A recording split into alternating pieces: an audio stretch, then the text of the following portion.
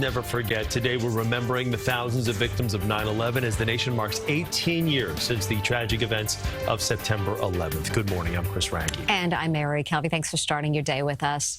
This morning, a somber commemoration ceremony will be held where the Twin Towers once stood. The names of those killed at the World Trade Center site, the Pentagon, and aboard Flight 93 will be read aloud by family members. CBS News' Alice Gaynor joins us live from Lower Manhattan with more this morning. Alice?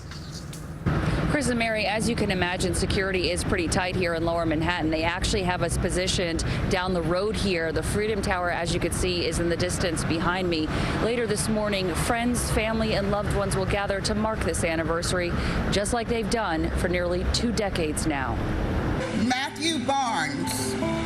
Melissa Rose Barnes. One by one, the names of those killed on September 11th at the World Trade Center site, the Pentagon, and aboard Flight 93 will be read aloud by family members. Nearly 3,000 men, women, and children. The names of those killed in the 1993 World Trade Center bombing will also be heard. The ceremony will pause 6 times, twice to mark the moment each plane hit the Twin Towers, twice for when each tower fell, and 2 more times to mark the attacks on the Pentagon and on Flight 93. During the first moment of silence at 8:46 a.m., houses of worship will toll their bells. Also on hand, an honor guard made up of members of the FDNY, NYPD, and Port Authority Police Department. Though it's been 18 years, in many ways the wound still feels fresh. Remains of those killed are still being identified.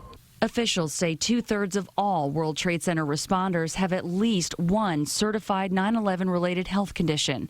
After a battle on Capitol Hill, the Victims' Compensation Fund passed through 2092 this summer.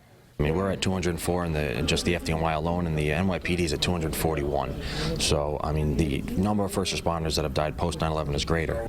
Tonight, the tribute in light returns, and as we look to the skies, the illuminated spirit of the towers, we're reminded of all we lost that day. The people who went to work that morning just like they had so many days before. The firefighters, the first responders who ran in as so many were running out. All the last phone calls made to loved ones. The fear, the love, the panic, the hope, the helplessness, the help, the pain. Today, it all comes back. Though the area has been redeveloped and is once again booming, a tribute to the resiliency of New Yorkers, the reflecting pools stay a reminder of what once stood here. Never forget.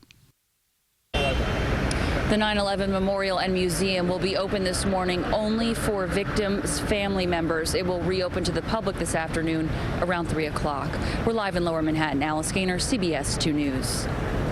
Alice, thank you.